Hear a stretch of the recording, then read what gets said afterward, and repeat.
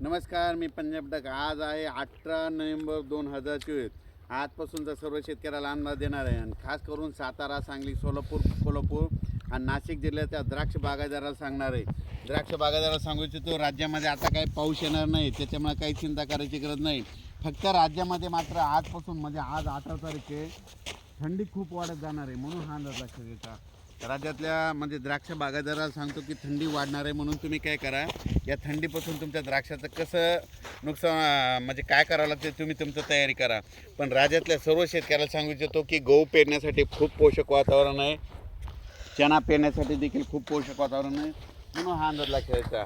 आणि राज्यामध्ये सांगायचं झालं तर तुम्हाला एक सांगू इच्छितो, पूर्व विदर्भ, पश्चिम विदर्भ, दक्षिण महाराष्ट्र, उत्तर महाराष्ट्र, कोकणपट्टी, खानदेश जवळपास 28 तारखेपर्यंत पाऊस काय येणार नाही, थंडीच वाढत जाणार आहे, म्हणून हा अंदाज लक्षात घ्यायचा. आणि परत एक सांगतो, थंडीमध्ये येणारे पिकं कोणते, हे चणा, गहू, म्हणून हे पिकं जितकी थंडी जास्त येईल तितकं जोरात येतात, म्हणून हे लक्षात द्यायचं. पण राज्यात सांगायचं झालं तर तुम्हाला एक सांगतो, फक्त 29 तारखेच्या नंतर राज्यामध्ये तामिळनाडूकर मात्र तामिळनाडू भागामध्ये थोडं वातावरण खराब होणार आहे, म्हणून ह्या अंदाज लक्षात द्यायचा. पण राज्यात सांगायचं झालं तर तुम्ही जर तिरुपती जाणार असेल तर समजा तिरुपती बालाजी जाणार असेल, 30 तारखेला मात्र तिरुपती बालाजीच्या तिकडं मात्र मुसळधार पाऊस पडणार आहे, म्हणून हे लक्षात घ्यायचं. पण राज्यात आपल्या महाराष्ट्रात मात्र पाऊस पडणार नाही, म्हणून हा अंदाज लक्षात घ्यायचा.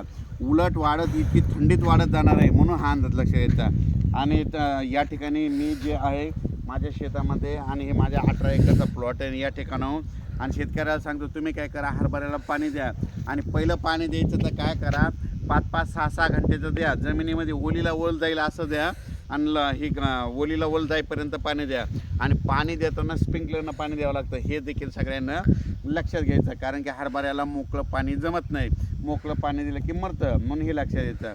पण राज्यातल्या सर्व शेतकऱ्याला सांगू इच्छितो की ज्यांच्याकडे चणा पेरतात त्यांनी काय करायचं, स्प्रिंकलरनं पाणी द्यायचं, ओलीला ओल जाईपर्यंत द्यायचं. स्प्रिंकलरनं द्यायचं असलं तर 5 ते 7 घंटे द्या, पाणी असं साचल्यासारखं दिसलं की लगेच बंद करून टाकायचं, सोप्या लक्षात द्यायचं.